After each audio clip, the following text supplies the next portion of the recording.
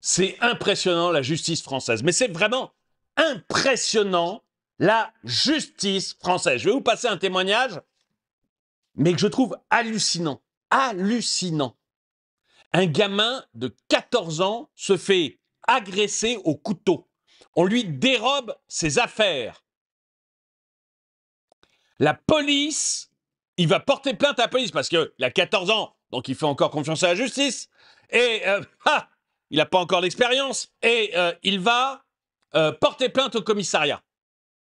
Le commissariat fait son taf, retrouve le criminel, retrouve les objets dérobés, amène le criminel devant la police, devant la justice. Et puis plus rien. Plus un mot, plus rien. Il a fallu 7 ans à la justice pour ne rien faire. L'affaire est classée sans suite. Quand j'ai entendu cette vidéo, j'ai cru que j'hallucinais. Vous avez... Et franchement, ça fait douter de la justice. Enfin, ça fait douter de la justice. J'en parlerai tout à l'heure, mais si ça continue comme ça, les citoyens vont se faire justice eux-mêmes. Hein. Je ne pousse pas à ça, j'appelle pas à ça, mais ça va finir comme ça. Je vous laisse imaginer un jeune, je vais vous passer son témoignage, je vous écouterai, mais un jeune qui est dans le métro, jeune, je veux dire 14-15 ans, hein, il est dans le métro. Il est attaqué au couteau. On lui pique toutes ses affaires, il fait confiance à la justice. Du coup, il va porter plainte, ce que tout le monde lui demande de faire. Hein, je veux dire, quand vous écoutez nos politiques, quand vous écoutez l'administration, quand vous écoutez la justice, la police, vous dites allez porter plainte. Il va porter plainte. La police fait son taf. La police, déjà, enfin, c'est son taf, vous allez voir. Mais bon, peu importe. La police fait plutôt bien son travail. Et amène le délinquant jusqu'à la justice. Et la justice, il lui faut 7 ans pour décider qu'elle ne fera rien. Pour décider qu'un drogué qui vous attaque au couteau dans le métro, il n'y a pas besoin de s'en occuper. Tout va bien en France.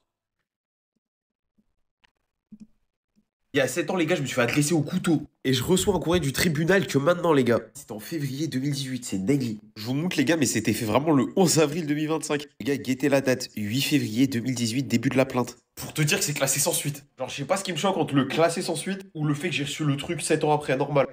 Moi aussi, je sais pas ce qui me choque le plus. Je suis d'accord, ça devient complètement délirant. 7 ans pour traiter ce genre de couillonnerie. Et pour dire qu'on fait rien. Bref, je vous explique le contexte de ce qui m'est arrivé quand même. Bref, j'étais à l'internat à Brecini et je rentrais chez moi en RER avec un pote à moi. À 14 ans, je ressemblais à ça. Là, tu te dis, il est stock, je faisais 40 kilos. Je faisais 40 kilos pour un ratio d'1m55, 1m60 grand max. Je me postais dans les petits carrés du RER. Je suis avec mon pote, le mec il est déchiré sous moi, commence à me sortir une lame, donnez vos bigots. Moi, tu sais, je suis comme ça. Mais tu sais, il me sort une larme, le mec est énervé, bah je lui donne. En plus, à ce moment-là, en 2018, j'avais un iPhone 6 et j'étais en 3ème, tu sais, c'était dingue d'avoir ça. La vie de WAM, j'ai pleuré de baiser, j'avais trop le seum. Du coup, je portais plainte et tout. Carrément, ils ont retrouvé le mec, je crois, ils ont même retrouvé l'iPhone. L'iPhone, il était bloqué, j'ai jamais pu rien refaire avec. Le mec, il fait une séance de garde à vue. Askip, il avait 17 ans. Je vous assure qu'il avait pas 17 ans, il avait 42 ans, le mec. C'est un fameux mineur isolé, vous savez, les gars de 45 ans qui ont 17 ans. Voilà, c'est... Parce que c'est facile, vous dites que vous êtes mineur, vous n'avez pas de papier, hein, vous n'avez pas de papier. Et je suis mineur, on n'a pas le droit de dire le contraire. C'est interdit. On ne peut pas prouver le contraire, c'est interdit. Alors pas vous, parce que vous êtes français. Du coup, on va aller rechercher tranquillement où est-ce que vous êtes né et on va retrouver votre âge. Ça, il n'y a pas de problème. Mais si vous venez d'un autre pays, ah bah non, bah je suis mineur. Ah bah ok, bah t'as une drôle de tête pour un mineur, ta vie doit être dure chez toi, hein. Il y avait des caméras de surveillance, tout. Hein. Genre, tout a été filmé, le mec a été retrouvé. Le téléphone aussi. Tout ça pour que ce soit classé sans suite. Je vois même pas l'intérêt de m'envoyer le courrier 7 ans après, plus de 7 ans après, les gars. Je sais pas, envoyez-moi un courrier pour me dire que je suis indemnisé de 15 000 euros, je sais pas, faites un truc. Surtout, vous imaginez, les gars, le traumatisme. Frère, t'as 14 ans, t'as 2 poils sur la bite, t'as un mec qui te sort une lame dans les transports. Bon, moi, je pensais avoir tout vu. Mais là, non. Là, non. On a passé un cap. Hein? Ah, ça, c'est la meilleure. Ah, Emmanuel Macron qui reçoit la Légion d'honneur.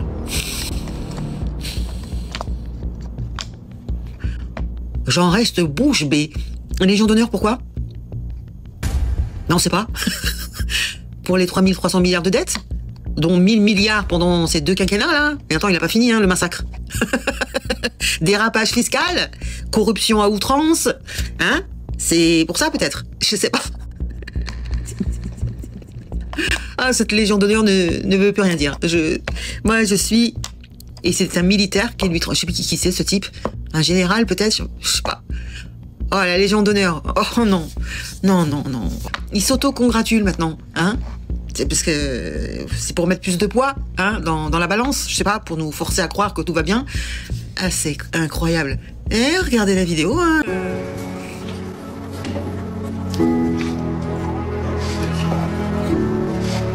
Monsieur le Président de la République, nous vous reconnaissons comme grand maître de l'Ordre national de la Légion d'honneur. Le maillon de votre second mandat est ici. C'est connaissance du monde avec une map monde et un livre. Le précédent, c'était commerce et industrie.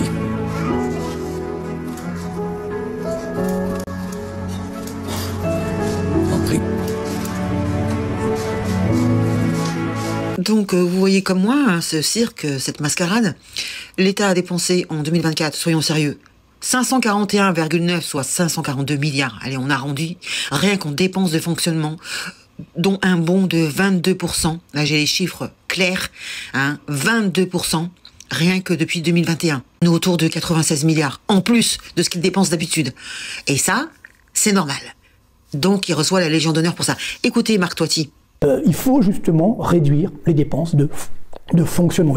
J'en bafouille tellement c'est énorme. Réduire les dépenses de fonctionnement, ce qu'on ne veut pas faire depuis des années. Regardez les chiffres. Je viens de mettre à jour ce tableau parce que les chiffres du 4e trimestre viennent de sortir. C'est assez incroyable. Voilà les dépenses de fonctionnement. Quasiment 542 milliards d'euros. Donc ça veut dire 32,3% du total. Oui, quand vous regardez la dépense publique totale, donc tout ce qui est prestations et transferts sociaux, c'est 44,4% du total. Mais le deuxième poste sont des dépenses de fonctionnement. Les dépenses de fonctionnement, ça vient d'où? C'est les chiffres de l'INSEE. Les besoins de dépenses de fonctionnement. Mais néanmoins, quand ça augmente donc de 96,5 milliards d'euros depuis le début 2021, c'est-à-dire quasiment 22% de hausse, 22% de hausse, alors que les dépenses sociales ont augmenté de 11,5%, quasiment du simple double. Donc qu'on ne nous dise pas que c'est pour le social, ce sont les dépenses de fonctionnement qui explosent, et ça, ce n'est pas sérieux. Non, là, l'État fait exactement l'inverse. Ça va mal, mais il augmente encore plus les dépenses de fonctionnement que les dépenses, je dirais dire, nécessaires, voire indispensables, type certaines dépenses sociales, qu'on pourrait d'ailleurs également regarder de plus près, essayer d'améliorer, mais non, néanmoins, vous voyez que dépenses publiques, 1678,5 milliards d'euros. Et alors, on me dit souvent, oui, c'est les subventions aux entreprises qui coûtent cher, on sort des chiffres de 200 milliards d'euros. Voilà les chiffres de 2024, subventions aux entreprises, c'est 60 milliards d'euros, donc 3,6% des dépenses, et ça a même baissé ces dernières années. Alors, c'est vrai que, oui, on a eu des dérapages, mais aujourd'hui, on voit bien que ce sont les dépenses de fonctionnement qui augmentent le plus. Encore une fois, regardez ce chiffre, 22% d'augmentation. Bien sûr, il y a les intérêts de la dette également qui explosent, vous voyez, quasiment 100% de hausse depuis 2021. Mais oui, à l'époque, tout l'intérêt était bas. Certains pensaient que ça n'allait jamais augmenter, ce qui était complètement faux, puisque, comme je l'évoquais déjà à l'époque, ça augmente. D'ailleurs, M. Bayrou l'a dit tout à l'heure dans sa conférence de presse. Oui, les charges d'intérêt de la dette, mais il découvre l'eau chaude. On le savait depuis longtemps. Moi-même, je l'ai dit notamment à Bercy, avec Bruno Le Maire et d'autres, mais on ne m'a pas écouté malheureusement. Et maintenant, nous payons la facture. Donc, évidemment, il va falloir s'attaquer également aux dépenses sociales. Mais avant, commençons par Donc, lui, c'est un expert en économie. Ça ne peut pas être plus sérieux. Ça fait des années qu'il alerte sur les dépenses de fonctionnement de l'État qui n'arrêtent pas d'augmenter avec les années. Mais rien ne se passe, hein. Il continue, c'est open bar. Vous avez vu, 542 milliards, rien qu'en dépenses de fonctionnement, c'est les salaires, c'est les déplacements, c'est les réceptions, etc. Ça augmente, là, je crois 96 milliards en plus, hein, comme je vous ai dit tout à l'heure, normal. Et ils sont 570 000 élus, et ils dépensent autant. Là-dedans, il y a les fonctionnaires, hein, les salaires des fonctionnaires. Des hauts fonctionnaires aussi, hein. Et à côté de ça, en parallèle, vous avez les dépenses des prestations sociales, pas loin de 720 milliards, je ne sais pas si j'ai le chiffre exact, alors qu'on est des millions. C'est normal, ça? En tout, prestations sociales, les intérêts de la dette, les dépenses de fonctionnement de l'État, les cadeaux qu'on donne aux entreprises, tout ça, en tout, ça fait 1678 milliards d'euros que l'État a dépensé en 2024. Et chaque année, ça augmente. Donc, il n'y a aucune économie de leur part, mais par contre, ils reçoivent la Légion d'honneur pour, je sais pas, c'est quoi le bilan des entreprises qui ferment, du chômage de masse, Des réductions de tout ce qui est prestations sociales. Hein. Vous avez la réduction du chômage, le RSA, il faut travailler 15 heures gratos, c'est l'esclavage. Les médicaments sont plus remboursés. Si tu te retrouves en arrêt maladie, ben, va avoir tes journées d'indemnité comme elles ont baissé, hein, etc. Vous avez vu l'état des hôpitaux, l'état de l'éducation nationale. Il n'y a plus un service public qui tient la route. Il a tout vendu, tous les fleurons. Mais il reçoit la Légion d'honneur. D'accord. Bah écoutez, c'est très bien. Bah continuez à dormir. Hein. Ceux qui pensent que on est là juste pour passer le temps, non. Non, il faut un réveil, un vrai réveil. Regardez, ce sont votre argent, c'est votre fric. C'est ça que vous n'arrivez pas à comprendre. C'est votre argent. Plus ce qu'on donne à l'Europe, automatiquement. Hein. C'est-à-dire que les votes qu'on fait à l'Assemblée nationale pour savoir combien on va donner de dotation à l'Europe, ça sert strictement à rien, puisque visiblement c'est automatique. C'est Jean-Philippe Tanguy qui le disait. Hein, c'est automatique. Hein, entre 25 et 28 milliards qu'on donne chaque année, et au retour, on n'en reçoit que 10 milliards. Tout ça, c'est normal. Tout l'argent qu'on a donné à l'Ukraine, hein, allez, c'est open bar, tiens, je te signe un chèque. Oui, aucune économie. Puis l'argent qu'on donne à des agences, comme des agences, vous avez l'ADEME, vous avez une autre agence qui donne de l'argent à tous les autres pays. Pourquoi, on ne sait pas. Pour l'inclusion. Hein, hein. Plus l'argent qu'on donne aux ONG, des associations, aucun contrôle, rien. Et l'ASE qui fait de la merde, hein, qui fout les mamans en prison, hein, Inda. On l'a foutue en tôle, pourquoi? Pour rien. Parce qu'elle veut sauver ses enfants et qu'elle veut récupérer ses enfants. Voilà où on en est, hein. Donc la pédocriminalité est protégée dans ce pays, ça c'est merveilleux, c'est merveilleux. Donc tout ça mérite une Légion d'honneur, évidemment. Bah, écoutez, c'est très bien. Moi,